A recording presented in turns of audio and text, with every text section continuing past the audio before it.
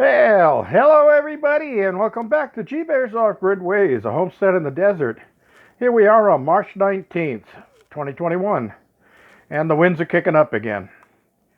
74 degrees. I saw 75 today. Dropped a degree so far, but it's warm, just windy again.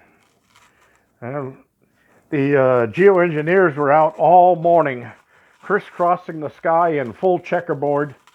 And now we've got these hazy type of clouds. Those big puffy clouds, those just are regular weather. All this other stuff that's in the sky came from the geoengineers spraying out of their planes. All right, well, I didn't post yesterday, but I did go into Tractor Supply and pick up some baby chicks. And of course, they got a kick out of me when I walked in the store and I said, hey, is this a good place to pick up chicks? And a few of the older women laughed. They thought it was funny. But anyway, I've got the chicks in here to keep them warm because it's still getting down cold at night. Now this little box is going to go inside of there. I just put some straw inside of it so they have a place to go inside and relax. They seem to like the perch right on the front of that little unit that I put inside there. And these are the little guys right here.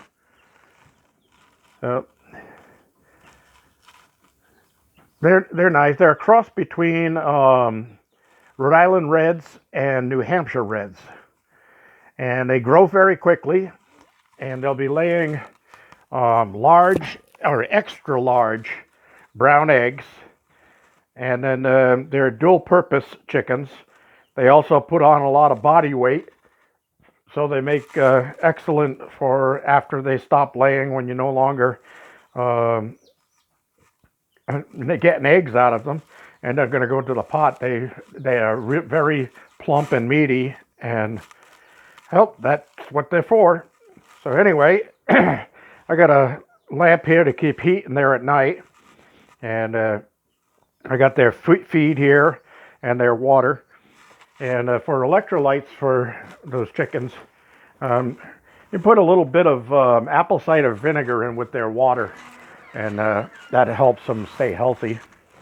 But I've got to clean that little cage out, and I'll put their little box in there so they have a little house to go inside of and start getting used to going inside and nesting in the straw, because it won't be long, a couple of weeks, and they'll be moving out to the isolation coop, and they'll be able to look through the screen at the other chickens during the day, and then at night they'll go inside and stay safe. All right, so today I had to do a brake job on this thing, and that really aggravated me. I couldn't figure out why I was getting a grinding sound out of, well, let's get around here, out of that rear tire every time I hit the brakes, because it was less than a year ago I did brakes all the way around, and on that one I had to replace the rotor because it was damaged from the other brakes going down metal to metal. So anyway, I pulled it apart, and I got in there and I went, what the heck? Well, the only thing I can figure is it was a defective brake pad, because the pad was completely missing from the metal plate that they're adhered to, and it was running metal to metal on the whole plate, and it had to have just peeled off of there and disappeared, because all of the other brakes, okay, this is the other side, and they're still like new. There's plenty of pad left on those. Okay, so that was the other side. Of course, I bought brakes, so I changed them both. But this is the one that had to have had the pad. It must have just not been adhered onto it properly, and it just flew off. But that was grinding into my rotor, and the pad on the other side was still in decent shape. So can't figure that out. Like I said, except for the fact that it had to be defective. It wasn't adhered to it properly. And unfortunately, didn't keep the receipts or anything like that when I bought that stuff. I can't remember if I bought them in one of the parts stores up here or one of the parts stores down in OC. Don't really remember, but I did get the Duralast, and these were the ceramics. They were a little bit more expensive. These were almost $70, but I got a 10% discount for my military discount. So anyway, I got new brakes back in the back, and like I said, the rotor was damaged. So I was thinking, well, I might have to go buy another rotor on there. And then I thought to myself, no, you know what? I think I can fix that. So what I did is I got my 4-inch grinder out, and I got a diamond blade, or diamond cup flat blade. Okay.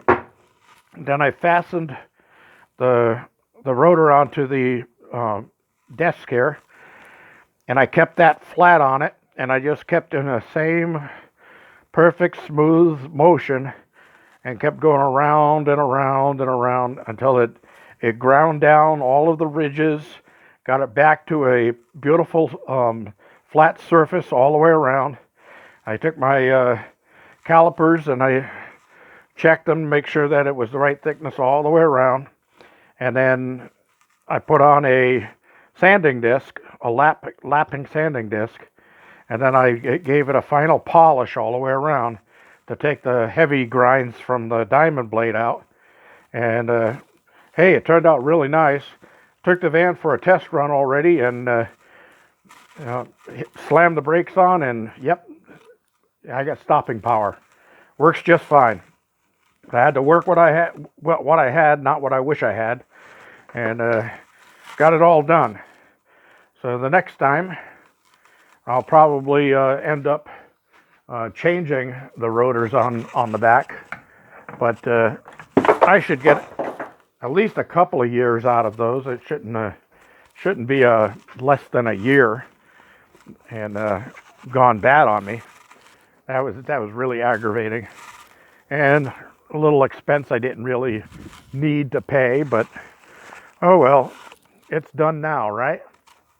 Okay, so I'm going to head down to the main chicken coop, and I'll check in there, see